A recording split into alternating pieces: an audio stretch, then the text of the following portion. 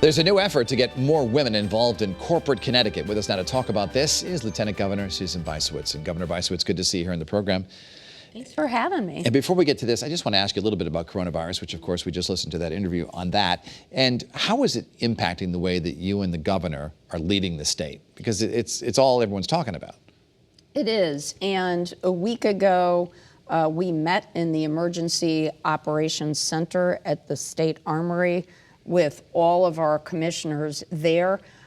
There are already plans in place for how to deal with epidemics like this. And we've asked all of our commissioners and department heads to tailor those plans for the coronavirus.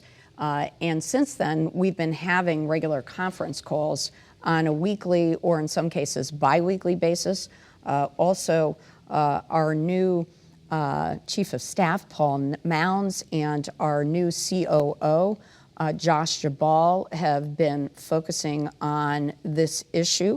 And we've really been working with our colleges and universities, especially the ones that had students overseas on study abroad programs, to bring them back, make sure they stay in self-quarantine, and work with families to make sure they have places to stay when they get back. You and the governor are out in the public a lot, shaking hands, meeting people, going to events. Has that changed at all? Ever since the governor and I hosted the Surgeon General, we've been doing a lot of elbow bumps. You know, it is one of those things that you do when you're in public life, but I do wash my hands a lot, I promise. And the state trooper with you always has Purell or something like that, just in case. Let's talk a little bit about this new initiative to get women more involved in corporate Connecticut, because it is seen as an all-male field, although there have been a lot of inroads, a lot of women CEOs and women on boards and things like that. But what specifically is happening here? Well, just to give you a little context, there aren't enough women in corporate America, in Connecticut and in our country. Right now, about 5% of the CEOs of Fortune 500 companies are women, and just a little over 20% of corporate board members are women. And so one of the initiatives that the Governor's Council on Women and Girls decided to tackle was this issue of how do we get more women in corporate leadership? And so we learned during the transition period of our administration about Paradigm for Parity that says by 2030, companies can voluntarily sign on to say that half of their corporate leaders or half of their board of director members will be women. And we decided to start talking to Connecticut employers, big employers, and Fortune 500 companies, and we have announced that 10 major employers, Fortune 500 companies in Connecticut, have joined the Paradigm for Parity Pledge, and they include UTC, Synchrony Bank, Frontier, Stanley Black & Decker, CVS, Aetna, Eversource, Hartford, the Hartford, Cigna, and I want to make sure I have them, Boehringer Ingelheim. Did you have any companies that did not want to be involved? We asked companies that were part of our corporate leadership circle that work with our Council on Women and Girls. There are 22 of them, if they would like to sign on. And, you know, trying to get a big organization, Stanley Black & Decker, for example, has 60,000 employees.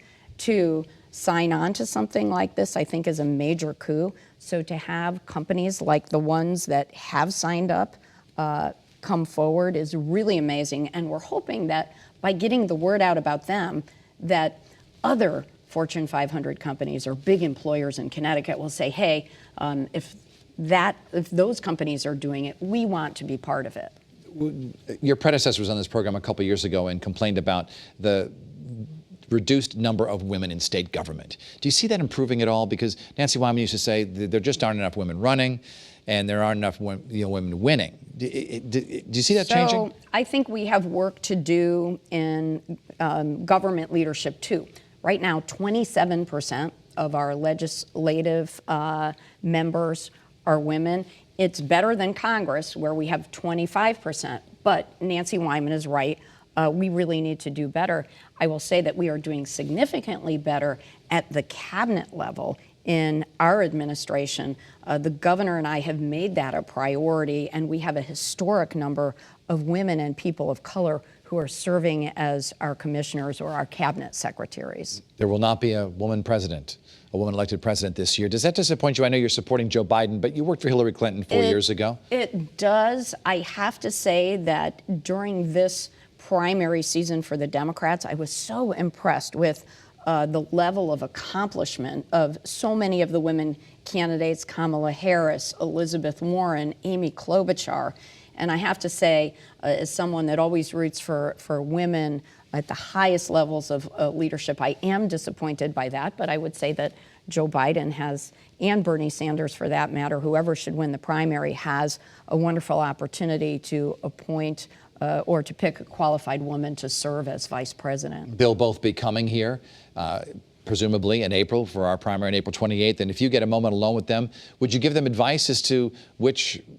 Is there a list of women that they should choose from? I would absolutely encourage both of them to choose a Democratic woman governor or a United States senator, because those women have been chosen by their state and have been in a top position. And I think that could be helpful. I think a governor with executive experience could be particularly helpful to either Joe Biden or Bernie Sanders. If they don't pick a woman, would you be disappointed?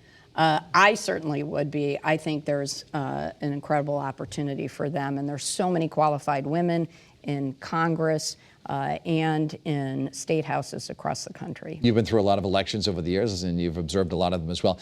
Do you see a surprise change midstream by President Trump? Perhaps he dumps the vice president and picks a woman? You know, I would be the last person to predict what the president will do next, because he surprises us every day. But if I were trying to compete, if I were him, I would do that. But I'm the last person to be advising the president. Do you think you'll see a woman president in your lifetime? I sure hope so. How about a woman senator from Connecticut? We haven't had that either. We haven't. Something to work on. Susan Bysiewicz, Lieutenant Governor, thanks so much for being on the program. We'll see you on again. In a moment, the battle over legalizing marijuana. And I welcome your comments on social media, Instagram, Facebook, and Twitter. You can find me in all three.